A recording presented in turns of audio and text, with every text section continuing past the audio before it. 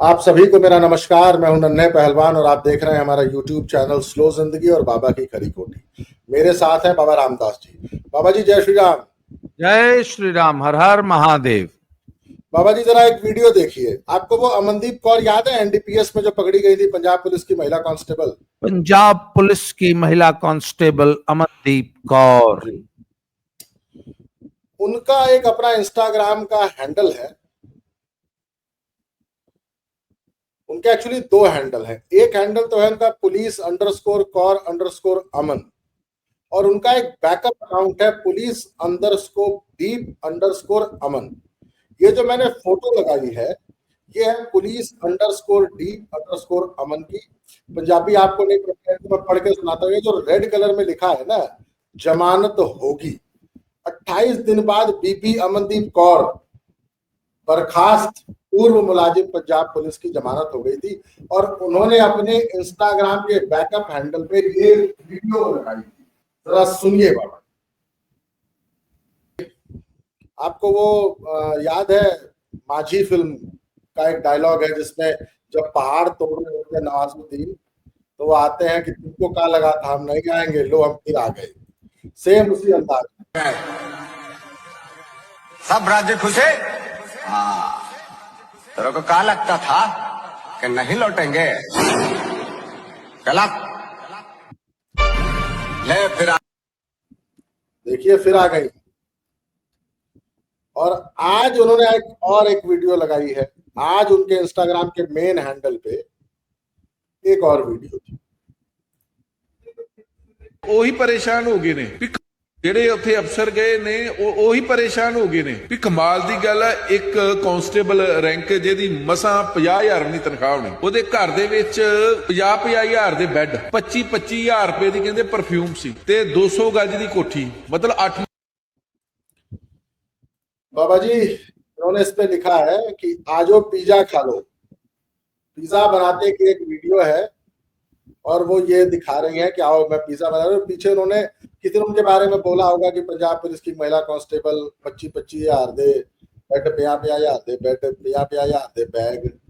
वैसे कुछ फोटो जिनकी मेरे पास है वो फोटोज भी आप देख लीजिए। ये जो घड़ी है बाबा जी ना, ये राडो की घड़ी है। ये आईफोन का ना 16 प्रो मैक्स वर्जन। मतलब ये घड़ी तो ऐसा सुनने में आ रहा है कि 10-20 लाख की है, फोन 1.5-2 लाख का है। एक और ये फोटो देखिए। वैसे अरेस्ट होने के बाद की फोटो देख रहे हैं, ये फोटो आपको स्वरा भास्कर की उस फोटो से मिलती जुलती नजर नहीं आ रही है। और ये तो मैंने पहले दिखाई थी, जमानत होगी। वैसे बाबा जी आपको लेटेस्ट न्यूज बता दूं कि आज अमनदीप कौर पंजाब पुलिस की फॉर्मर कांस्टेबल को फिर से पुलिस ने दिया है आय से अधिक संपत्ति के मामले में। ऐसा बताया गया कि इनके पास 1,35,00,000 रुपए की टोटल संपत्ति मिली है, जो इनकी आय की तुलना में बहुत ज्यादा निकली है। जी बाबा जी।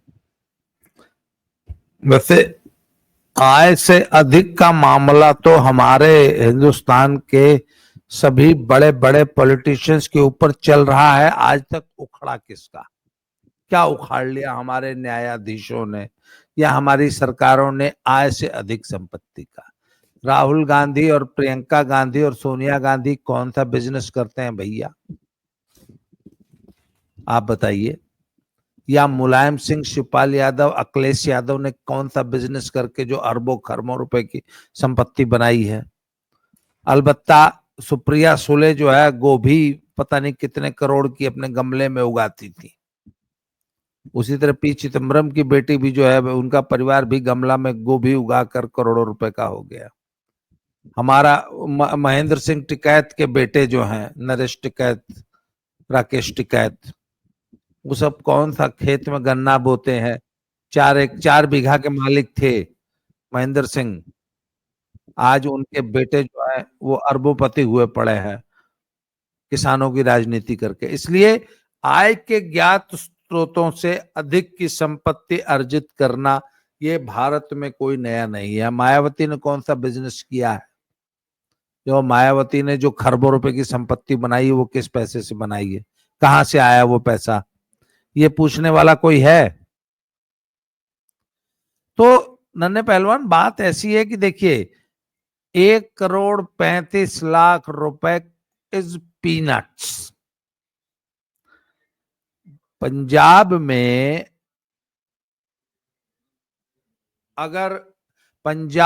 अगर किसी के पास 1 एकड़, हरियाणा पंजाब में अगर कोई अपना 1 एकड़ खेत बेच दे ना, अगर मौके से खेत हो तो 1, 1.5, 2, 4, 5, 10 करोड़ की।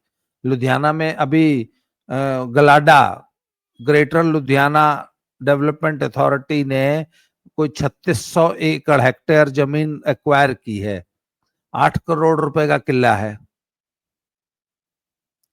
अमनदीप कौर, हो सकता है उसकी कोई पैतृक संपत्ति रही होगी खेती बाड़ी की, उसने बेची हो। देखिए बात वो नहीं है, वह आकंठ नशे के कारोबार में डूबी हुई थी। पुलिस के पास पर्याप्त सबूत हैं। उसकी गाड़ी से 17.71 ग्राम चिट्टा बरामद हुआ है और एनडीपीएस का कानून यह कहता है कि 5 ग्राम से ऊपर यदि आपके पास कोई नशीला पदार्थ इस टाइप का बरामद होता है तो आप प्रोसिक्यूशन के, आपके ऊपर एनडीपीएस की धाराएं लगने के आप लायबल हो जाते हैं। और अभी कल ही तो आपने ही तो वो वीडियो दिखाई थी जिसमें हाई कोर्ट के जज साहब उस लड़के से कह रहे हैं जो स्वयं जिसके पास से बरामद नहीं हुआ था, उसके पीछे उसकी बाइक पर एक व्यक्ति बैठा हुआ था और उससे वो कह रहे हैं कि बेटा अपने घर वालों तो बोल दो 10 साल जमानत नहीं होगी। वो उसमें एक और बात कहते हैं ना कि कॉमर्शियल क्वांटिटी 5 ग्राम से ऊपर है। 5 ग्राम के अंदर अगर आपके पास से पकड़ी जाएगी तो ये हो सकता है कि निजी यूज के लिए यूज कर रहे हैं, लेकिन अगर 5 ग्राम पर एक्सीड करते हैं तो फिर तो आप कॉमर्शियल, आप तो ट्रेड कर रहे हैं, आप नशे की खरीद फरोख्त में लिप्त हैं, फिर तो आपके ऊपर। उसमें जज साहब ने सीधा कहा है कि 5 ग्राम से ऊपर स्मैक पकड़ी गई, बेटा 20 साल, be mentally prepared for 20 years. तो मेरा सबसे बड़ा सवाल यह है कि उस जज ने जो अमनदीप कौर को मात्र 28वें दिन जमानत दे दी, वो किस आधार पे दे दी?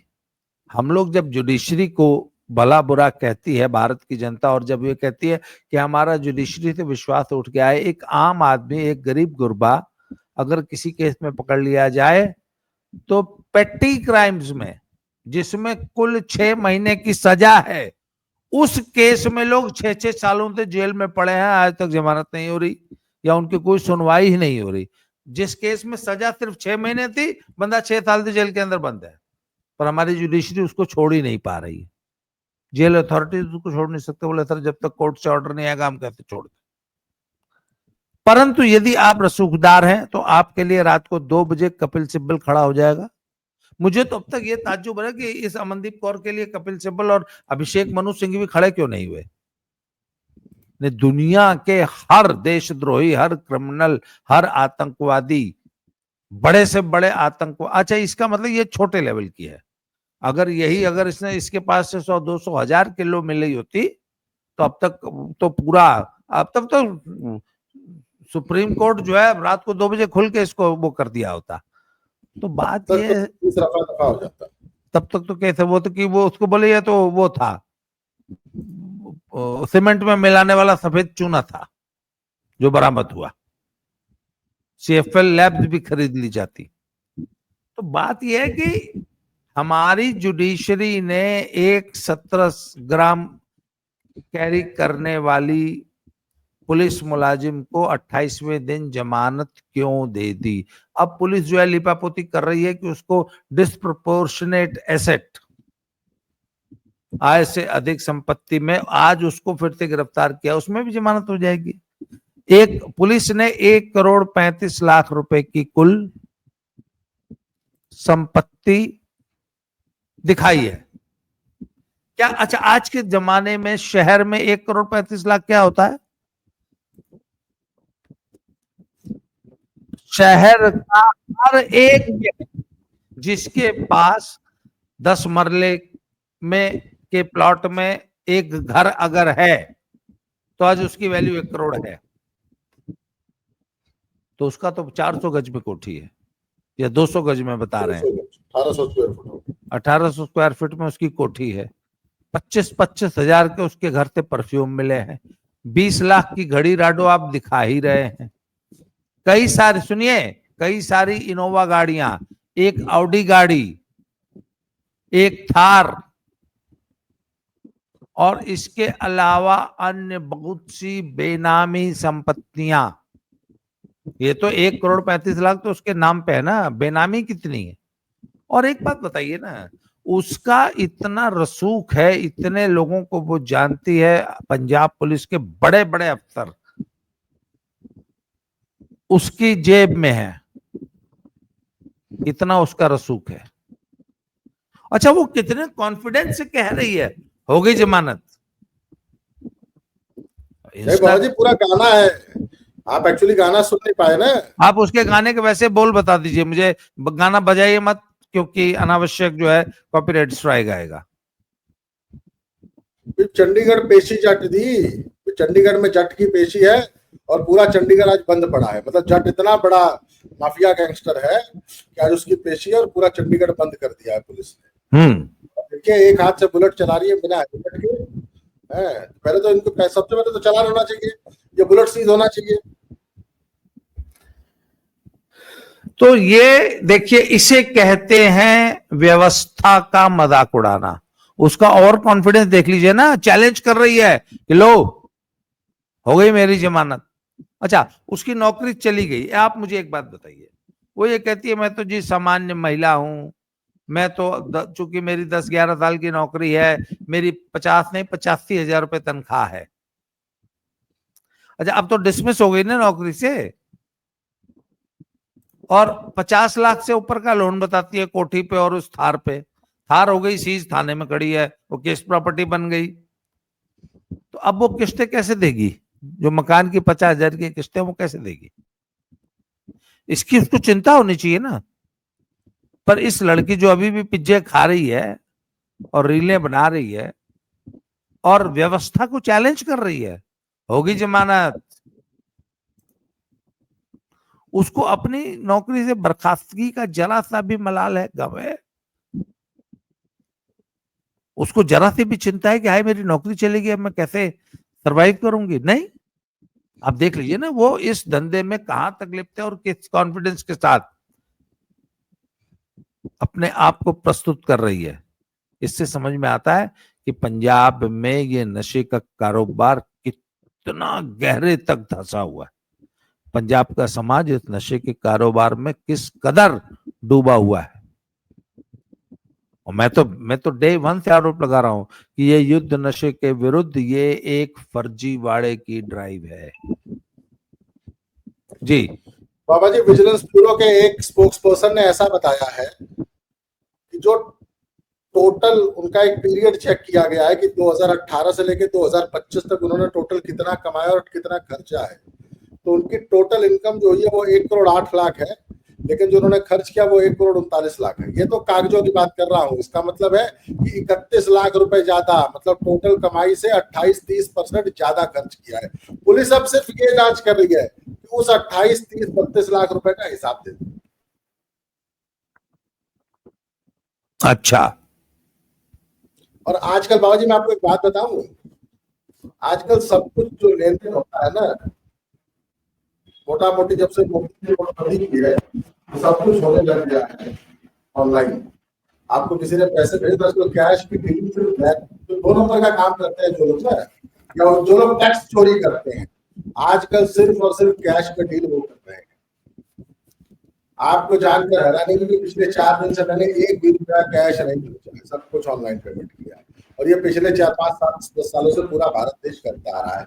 जब से ये यूपीआई और ये जो बैंकिंग सिस्टम हमारा इतना आसान हुआ है ना, और इतने सारे ऐप आ गए, फोन पे, पेटीएम, भीम, गूगल पे, तो उसके बाद से लेन देन बहुत आसान हुआ है और कैश में कोई डील नहीं करता है। तो पंजाब पुलिस अमनदीप कौर से बस एक सवाल पूछ रहे हैं, विजिलेंस डिपार्टमेंट बस एक चीज पूछ रहा है कि बीपी जी ये जो 30% आपने एक्स्ट्रा खर्चा है, जरा उसका सोर्स ऑफ इनकम बता दो। अब क्या है कि ये पता है क्या बोले, छोटी औरत है ना और हार्डकोर सीजन क्रिमिनल है, तो ये एक ही बात बोलेगी कि वो तो ले लिया सीगा, वो तो ले लिया सीगा। वो मक्कड़ वाले इंटरव्यू आपने देखा, इससे क्या बोला था कि हर एक रिश्तेदार होंगे बात लोगों को सामान भेजते हैं, रिश्तेदार होंगे, फिर मक्कड़ ने आके से बोला मैनू आज तक किसी ने 10,000 की घड़ी नहीं भेजी, तुसी 10 लाख की घड़ी गल करी जाने हैं। तो अब पूछेगी सरकार ने कि हाँ जी ठीक है भैया, कौन से रिश्तेदार ने, एक काम करो रिश्तेदार, अच्छा आप एक बार बताइए ना, रोलेक्स या रैडो या कोई भी ऐसा प्रोडक्ट जो इंटरनेशनल ब्रांड्स है, आप कहीं से भी खरीदो तो साथ में बिल तो मिलता ही है, बिल्कुल आपने जैसे पेमेंट किया बिल मिलता है। अब तो इनसे जब विजिलेंस डिपार्टमेंट पूछेगा कि ठीक है आपको किस रिश्तेदार ने वो घड़ी भेजी थी, जरा उस रिश्तेदार को बोलो कि जरा उसका बिल प्रस्तुत कराए। बिल प्रस्तुत ही नहीं हो पाएगा बैकडेट में, क्योंकि भाई इंडिया में तो ये सब 2 नंबरी काम चल जाते हैं, पुराने डेट में बिल काट दिया, हाथ से बिल काट दिया है, लेकिन विदेशों में काम नहीं चलेंगे। या फिर ये बोले कि फर्स्ट कॉपी है, तो वो पुलिस जांच करके पता कर लेगी कि घड़ी फर्स्ट कॉपी है कि ओरिजिनल है। तो ये औरत बहुत बुरी तरह हो चुकी है, और वही बात है कि कितने दिन इसका झूठ सर्वाइव करेगा। तो आम दर्शकों को एक बात की जानकारी होनी चाहिए कि अगर आप 2 नंबर का कोई काम ऐसा कर रहे हैं तो आप बहुत दिनों तक पुलिस से बच नहीं पाएंगे, न्याय व्यवस्था से बच नहीं पाएंगे। आज नहीं तो कल पकड़े जाना है, चाहे पंजाब पुलिस का। जी, अगर गवर्नमेंट में पॉलिटिकल विल पावर है